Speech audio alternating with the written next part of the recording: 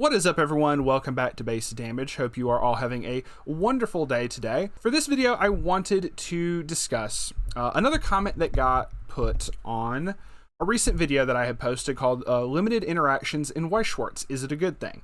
And I didn't intend to make this like a perpetual motion content machine, but it just seems to be a thing where, you know, I've been making several of these videos now, and people will comment and bring up stuff that I'm like, you know what, this is a very good point to bring up. And obviously the card on screen and several tabs that I have here involve one of the comments that I got. And I'm not sure, this is not a call out post by any shape, form, or fashion.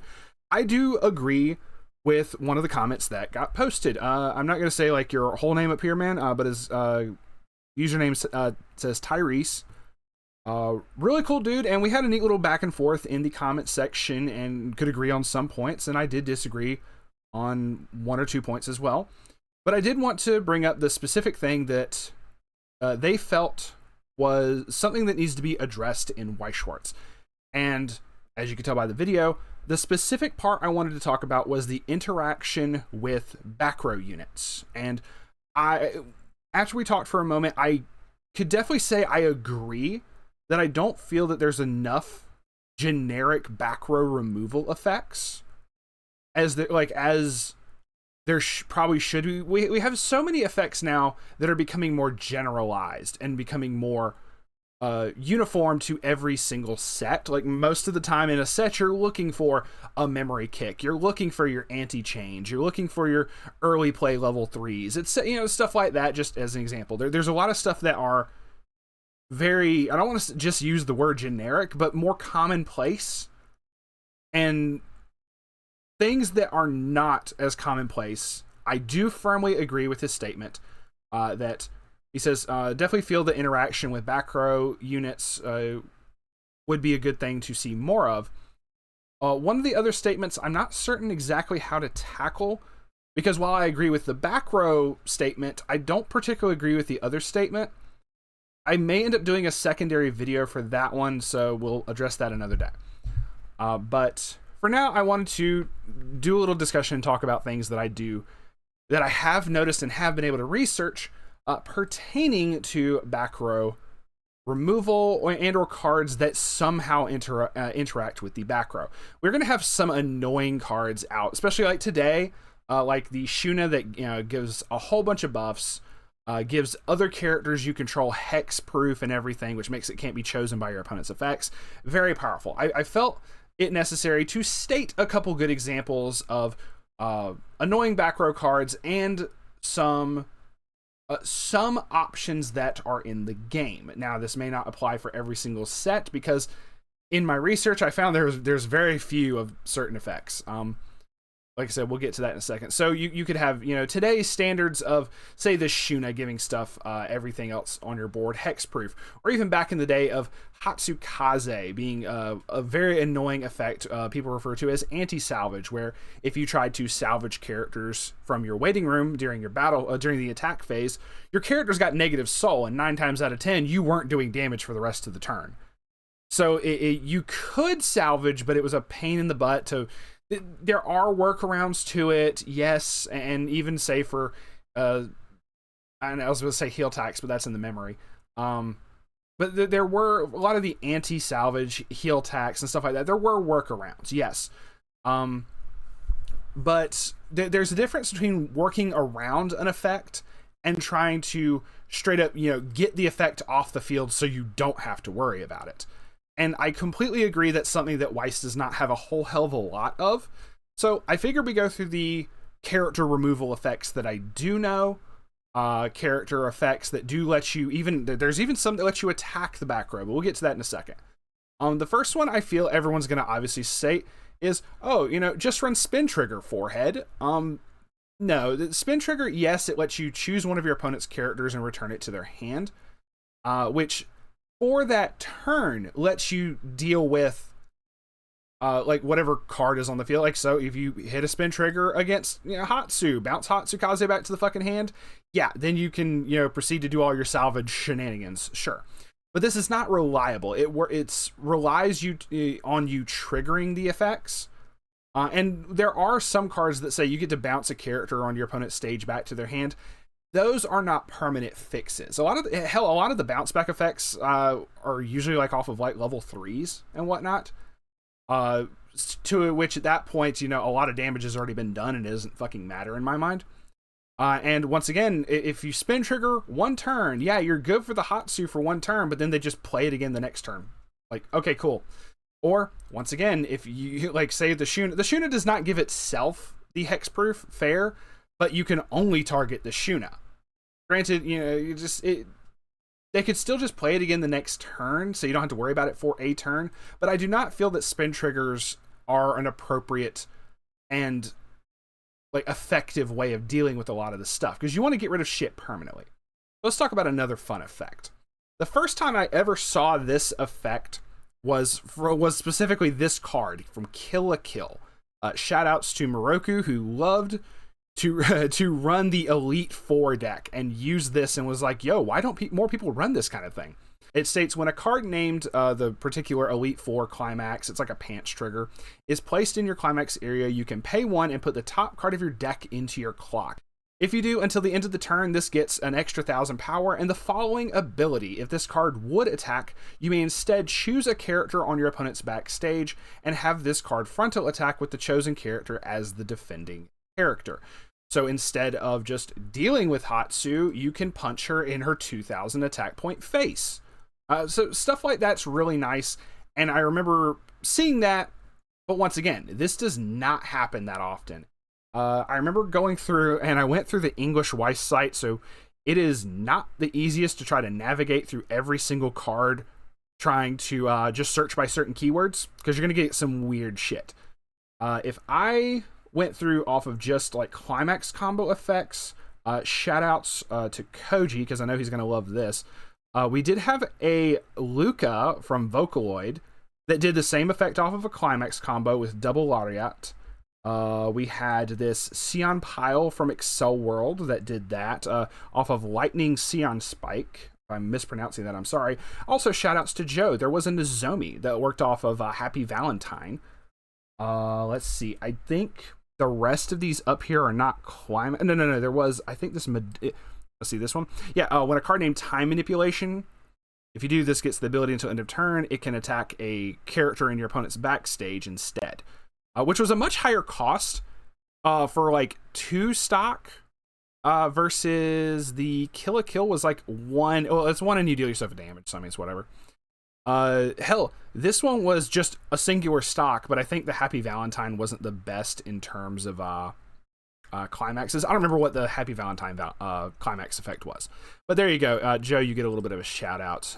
Timmy gets a little bit of a shout out because I know he loves him some Madoka. So that was 1, 2, 3, 4, like 5 effects. I literally have like a thing over to the side of just the card pictures that I wanted to talk about. I think that's it in terms of Climax combos. If we missed one, I am very sorry. If we missed one, I don't know what to tell you on that one. But that's really it. And that was off of a lot of older sets. Like sets nowadays, especially ones that rely on Climax combos, are not going to be the most reliable, because typically instead of using a Climax combo to attack back row, you're going to want to have an advantage engine. You're going to want to have a really powerful finisher. Now, I realize, for this one, there was like 4 different, all the Elite Four characters each had a Climax combo with this, so it's kind of whatever.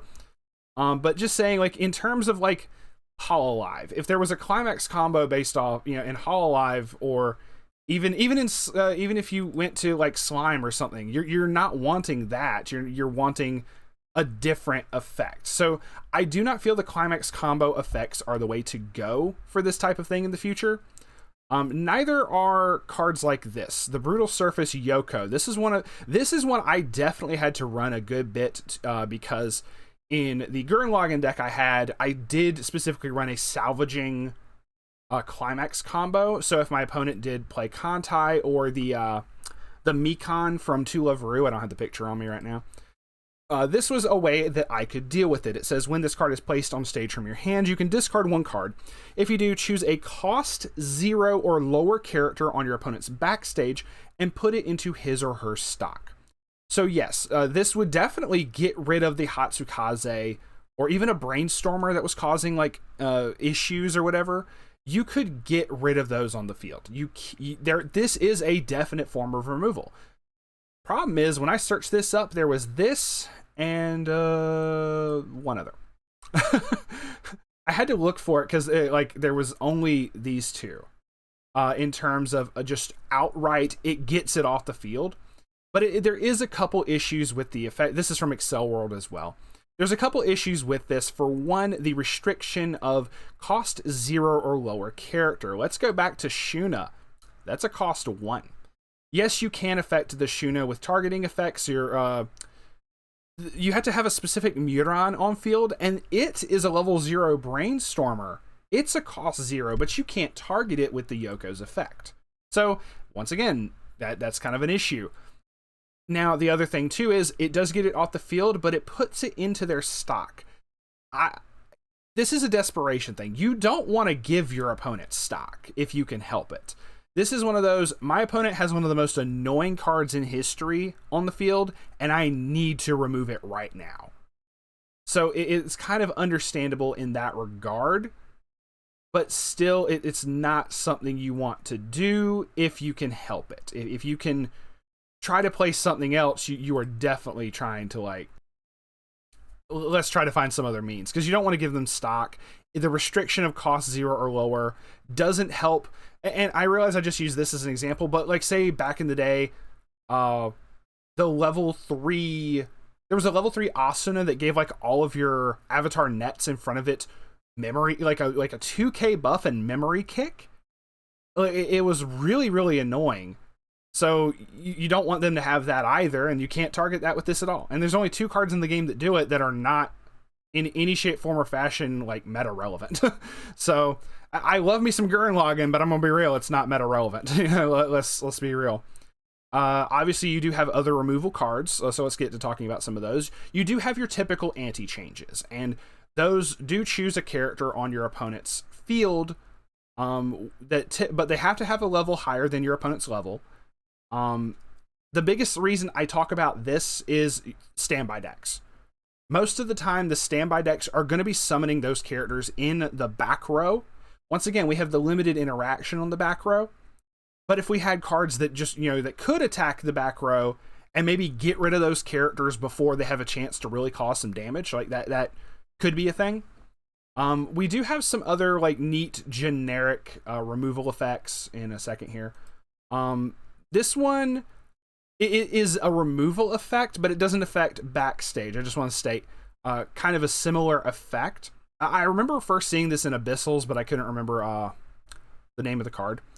It says, when you play this, if your opponent has 1 or fewer characters on their center stage, you can choose one of their cost 0 or lower characters in their center stage and put it on the bottom of their deck. Like, that's a guaranteed removal card, which is just really a nice on-play removal card. It would be better if we had something like this that was a good condition enough that you could use this and get rid of back row stuff as well. I just wanted to, like, obviously this is not like the example of back row removal that we want. I'm just using it as kind of an example of, because this only affects center stage, you kind of want something like this or the Yoko. And there's a lot of different sets that have something similar to this, but once again, it's center stage, not the other. There are some other generic effects that kind of happen across a lot of sets, specifically in Hololive for one of these. But let's see. We have from Excel World. This one isn't based off of a climax combo. It's an accelerate ability that says, the beginning of your climax phase, you can deal yourself a damage from the top of the deck. If you do, reveal the top card of your deck. If it's an avatar or net character, this gets the following ability until end of turn. If this card would attack, you may instead choose a character on your opponent's backstage and have this card frontal attack with the chosen character as the defending character. So this does get bigger. Let's see. Strangely enough, there were several cards in Hololive that do this. There's a Mio that does something different. This is reveal an act. Reveal the top card of your deck by discarding a Hololive character. If it's a Hololive character that you reveal, it gets the same effect. This is something that's really nice. So, hell, Hololive people, if you get really annoyed by back row, you got this, there's a fucking Botan. I'm not kidding when I say I tried to look for this specific, like, effect, a character could give itself this effect. And I'm not kidding when I say, like, 4 cards came up in Hololive. I think I only saved 3 of them, though. No. Here's there's a Toa. But this one also, like, this one gives it to another character. So I guess that's another thing you could do, because this gives it to a particular named Minato Aqua, and gives that character it can attack backstage. It would be cool to even if you just had generic effects that stated, like, hey, pay a cost, let one of your characters attack a back row character. That would be really cool. There was a ReZero card that did something similar with Krush. I didn't want to have like 10 billion tabs. That's why I'm able to just pull this up off the side. There was a Xenon that did something similar. This was basically the same thing as the Mio, like almost verbatim in terms of that. But it is like pitch a Fluctlight, reveal the top card of your deck. If it's a Fluctlight, it gets that the effect, the attacking back row effect. So I definitely feel that this is something that needs to be a bit more uniform in terms of being able to have, like, not based off of climax combos, but still be able to attack the back row. But I mean, when 3 of them, I counted at least 3. There's probably a 4th one somewhere. There's at least 3 of them in just one singular set. Why not spread that out to several sets?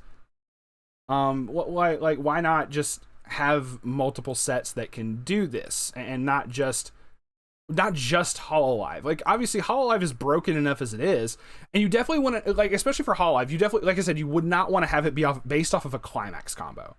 I do not think that's the way to go. I don't think this one's kind of a pain. One, it's already a cost 1 character. It says it's an act where you can discard 2 cards. I don't think ReZero's wanting to discard that many cards from hand to do the same effect.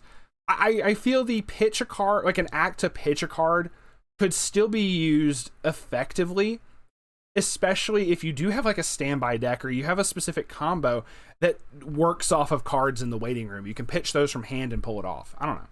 That's just me. I think I might try to start incorporating this, a card like this a bit more, maybe in future deck profiles or something. The last card I did want to talk about real quick was effects like this first climax combo on the Suisei. I realize, once again, this is climax combo based, but you do have like different options. If you had every set had a character like this, that there was an optional effect of you can do this particular effect, or maybe some burn damage, some cancel burn, clock shoot, something of that nature. The first, the effect here states, at the beginning of attack phase, if you have the climax in play, you can pick one of 2 effects and perform it. It's the first effect that I want to highlight. Is you may put all of your opponent's characters into their memory, and if you do, put those characters in separate positions of your opponent's stage. This does multiple things. One, it gets around hexproof. If you're playing against a slime deck that has this, or like if you're playing this against a slime deck that has the Muron setup, or a deck that has the anti-salvage setup or whatever, you can purposely instead pull those to the front row. Hell, there may be some effects that like swap positions of characters on the stage or something that I just don't know about. If you know about them, please comment them in the comment section. It would be greatly appreciated. But I do definitely think something like this, where you bounce stuff out, it gets around hexproof.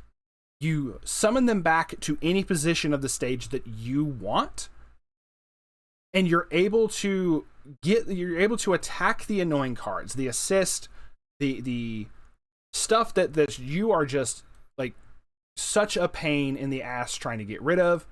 You're able to get rid of those, but you're also getting rid of those via attacks, whereas the Yoko is getting rid of it during the main phase. Then you're able to still play all of your stuff. I feel if you could have more effects like the Yoko, or have more effects that shloop stuff off the field that bypass hexproof, and then just resummon stuff wherever you desire, I feel that would be much more beneficial. That's just me And it's just something that I did want to bring up. Maybe if, for some reason, if Bushiroad somehow watches this video, I'd be surprised. Anyway, I've been ranting for a good bit. I figure we'll end it here in a second. Like I said, thank you very much to Tyrese for bringing up this particular comment on the video. Like I said, not a call out post. I actually thank you for making these kinds of comments and trying to get discussions like this going.